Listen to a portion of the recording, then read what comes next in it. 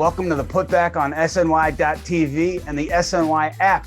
I'm Ian Begley alongside Chris Williamson. Let's hit the baseline.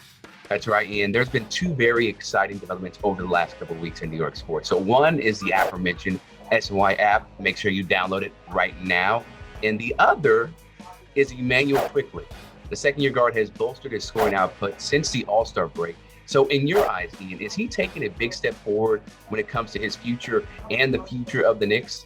Yeah, Chris, one place I go with Immanuel Quickley is it's always impressive when a young player like Quickley, who's in his second season, deals with struggles and adversity over the course of a year and then comes out of those struggles and starts to excel. That's what we've seen from Quickley over the past few weeks. And so to me, that speaks to his mentality, his mental makeup, the idea that he didn't get shaken over some inconsistent results on the floor, some inconsistent minutes.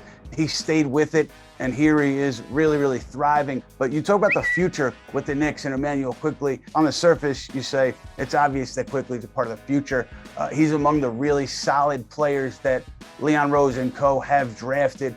If the Knicks, I think, go after a point guard, undersized point guard this summer, maybe a Jalen Brunson, a player like that, that's not, a 6'3" guard that can really bother you with his height. You have Derrick Rose, Immanuel Quickley, and that shorter guard, that undersized guard, let's call it Brunson. I wonder if there's any thought to that being not enough size, not enough height in the backcourt. We know Thibodeau likes height here and there with his guards, and I think that, internally, that's been something that's been kind of bandied about, the idea that if you're bringing in, a player like Brunson, a shorter guard, with Rose, Quickley, and that player, do you need some more height there? So that's just something to think about, big picture. Plenty of ifs going into that scenario, but in the here and now, Immanuel Quickley playing very well. Nick Friedell is an NBA reporter for ESPN.com. He covered Tom Thibodeau with the Bulls, then Kevin Durant with Golden State before joining the Nets beat. When I watch that team, I just don't see a ton of talent. And obviously it all starts with Julius Randle. That's been well documented. He just hadn't played very well. The Kemba move didn't work. Fournier, it doesn't feel like that has worked the way they thought it was going to.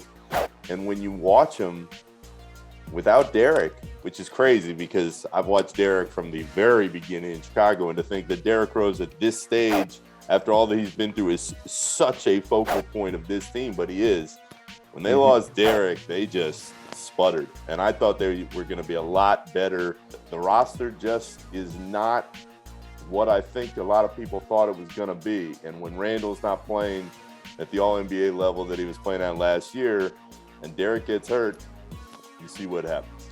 Yeah, Nick, I think it's been understated, the loss of Derrick Rose, because of the way he impacted winning for this group last year and the way he impacted the young guys last year and this year when he was healthy. And I'm sure he continued to have impact with the young guys, but it's different, obviously, when you're not on the floor. I was talking to a couple of the Knicks personnel guys, and they've seen Derrick through time, and I can't tell you how much it reminded me of being in Chicago, because with Derrick Rose on the floor, everybody else who's with him is sitting there and going, all right, we can win.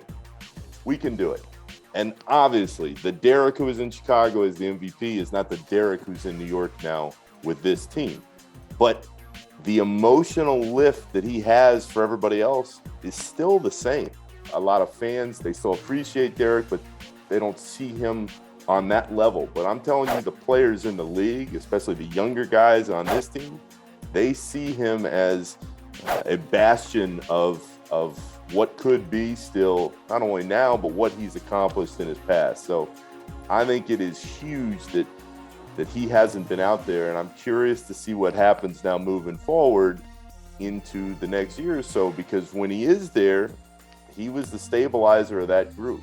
And if they can get him physically back in good shape, then I think a lot of their issues as far as what they want to be next season get fixed up real quickly. And when we talk about prospects, Nick, I want to talk a little bit about you as a prospect, as a eligible bachelor in this city. Ladies, he's free. His DMs are open, Nick. Are they open?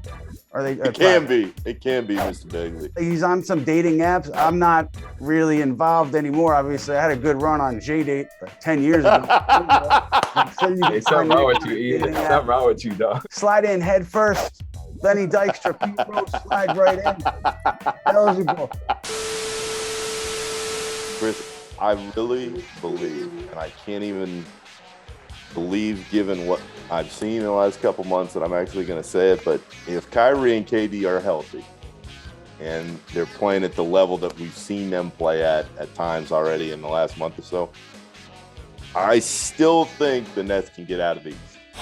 Those two guys are incredible.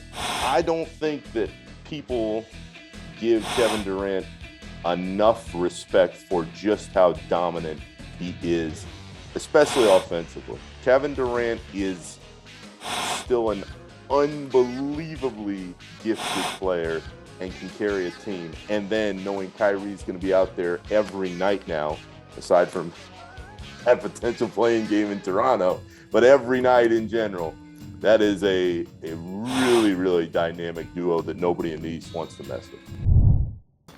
And one of the things that I find interesting, Nick, about this season is how much of a lightning rod or how polarizing, Tibbs is, especially on Nick's Twitter. You brought up Derrick Rose. Obviously, he has big ties with Tibbs going back to his Bulls days.